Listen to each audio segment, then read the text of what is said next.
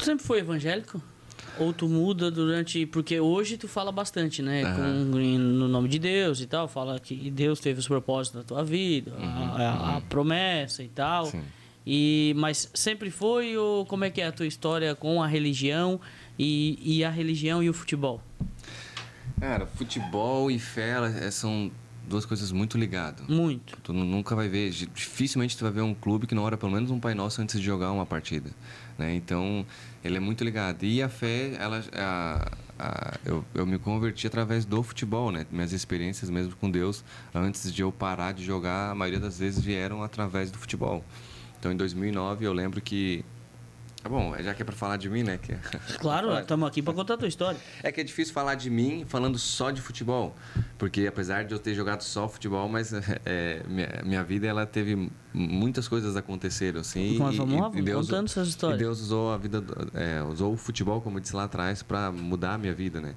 Então, eu me lembro que meu primeiro contato com a fé, assim, de decidir me converter, assim, a me tornar um cristão, foi um amigo meu chamado Fred, que hoje ele tem um projeto na Europa, ele é treinador, ele é manager que se diz? Manager.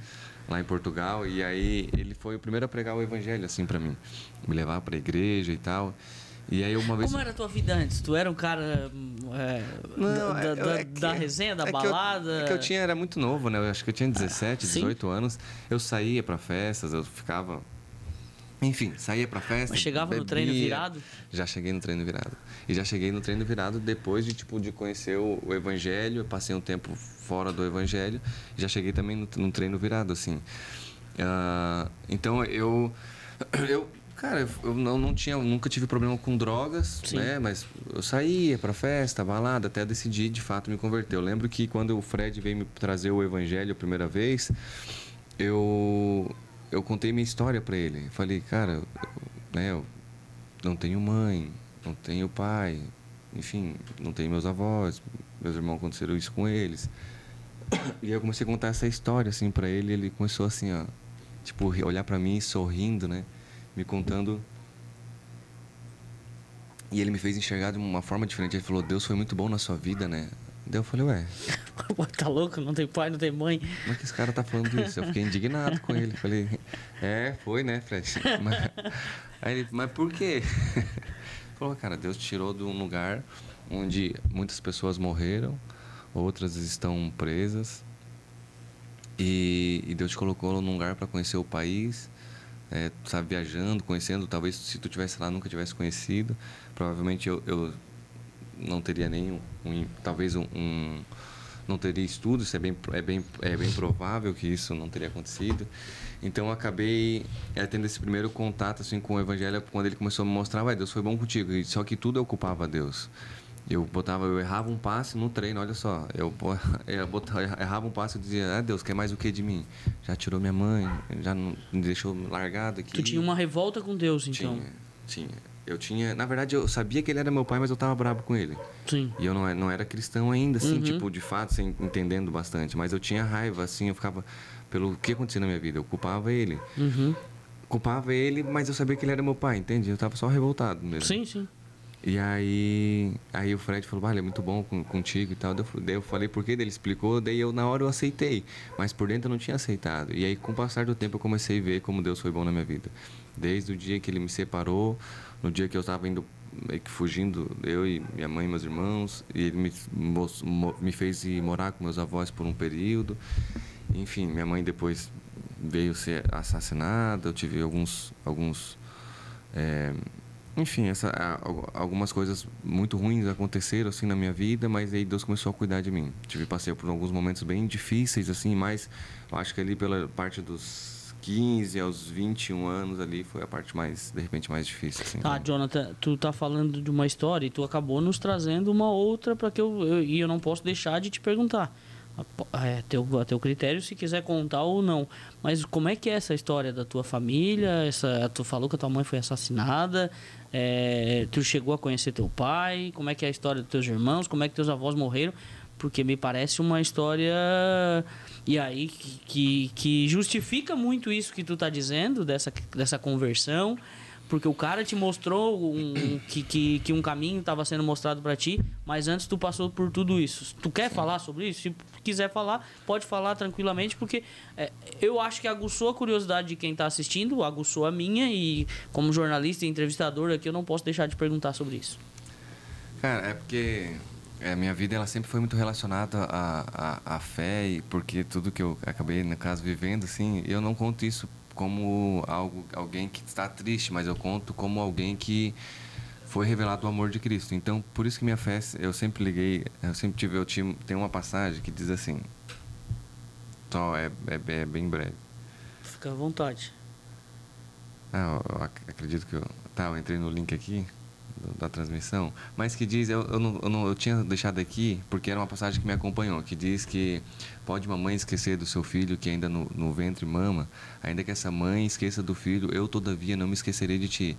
Eu levava essa passagem comigo, Deus dizendo assim, ó, pode qualquer pessoa esquecer de ti, mas eu ainda estou contigo. Então eu tinha ele como meu pai, ainda mais das minhas cenas, no meu momento meio rebelde ali com eles, de ficar bravo por as coisas que estavam acontecendo, mas Deus começou a revelar esse amor.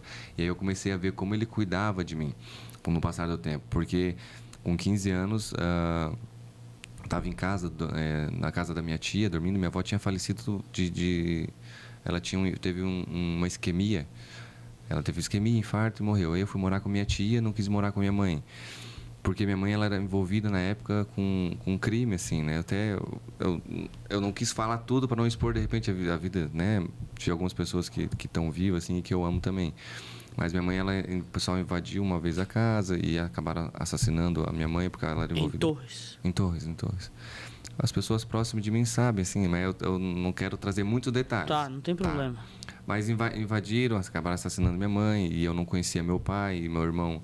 Hoje eu tenho 2 irmãos, né? Um é morador de rua, por opção, é muito forte dizer isso, né? Uhum. Mas eu já quis oferecer assistência e ele que decidiu ser morador de rua. Mas a gente teve é muito difícil eu contar isso ao vivo, né? Pisando em ovos, para não expor ninguém. Sim. Mas isso com 15, 16 anos. E aí eu comecei a ter uma mudança de vida. Comecei a andar só, por exemplo, estava em São Paulo e faltar, às vezes, algo, né? Em relação a arrebentar um chinelo, por exemplo, e eu não ter o que comprar o chinelo e andar descalço. Passou fome? Cara, fome. Não, assim, eu nunca fiquei um dia sem comer. Mas já tive vontade de comer e não ter isso, sim. Né? Então, acho que dos 15 ali até os 21 foi um ano bem difícil, porque eu estava morando em São Paulo, de casa em casa, as pessoas abriram casa para mim ficar e tal, enfim. Porque também eu posso contar isso para mostrar o quanto Deus mudou minha vida. Ele me tirou de um lugar que eu, de repente, eu não teria... Bom, não teria... Sei lá, se eu tiver uma qualidade de vida, e hoje ele me colocou num lugar onde eu, graças a Deus, tenho uma boa qualidade de vida, assim, mudou. O John, isso já era com futebol, quando que tu vivia em São Paulo e com as pessoas te ajudando, tu já estava jogando futebol? Sim. Eu me lembro que a primeira vez que eu fui para São Bernardo, eu morei na casa de um amigo, o Luquinhas, porque no clube ainda não tinha alojamento. Aí depois eu acabei indo para alojamento e tal, mas a família me chamou com muito amor. Jonathan, eu já tenho 3 filhos, como é que eu posso ficar contigo? A gente ama você, e eles amavam mesmo, mas também não era uma família rica. E aí a gente acabou conversando com o clube, e eu tinha esse sentimento de rejeição, né? É que volto a dizer, eu não queria dar tanta ênfase em voltar para esse assunto, porque o assunto é futebol, e às vezes pode ficar desagradável para quem está ouvindo que veio ouvir futebol, e aí acaba contando uma história da minha vida. Mas eu acho que isso humaniza, tá, Jonathan? Porque a gente teve aqui Zé Carlos falando de depressão numa entrevista, a gente teve o Beto Cachoeira falando de depressão numa entrevista, e a gente está contando a tua história, e isso faz parte da tua história. E eu acho que uma coisa que a gente tem que fazer também, seja transmitindo o futebol, seja fazendo um programa como esse de entrevistas, seja na nossa rede social, é humanizar. Eu acho que ali, tanto aqui desse lado da câmera, quanto do lado de lá, com as pessoas que estão assistindo, são seres humanos. E eu acho que tu tá contando uma história, e uma história difícil, é verdade, e uma história bonita, inclusive, de vitória. Sim. Né? Que tu sempre usa, cada um tem um jeito de falar. Para algumas pessoas pode ser ruim ficar ouvindo o tempo inteiro em Deus, mas é o teu jeito, é o que tu te agarrou e que fez tu ter essa vitória na tua vida, ter uma boa carreira no futebol, conseguir vencer, tem hoje a tua esposa, tu tem teu negócio, é impressionante, cara. A mudança que tu deu na tua vida, assim, com tudo que tu diz com relação a Deus também, mas, cara, o mérito teu nisso aí é muito grande. Esses dias, agora, sabe por que Tu podia se fazer de coitado o tempo inteiro. Mas aí eu sirvo a um Deus que é justo.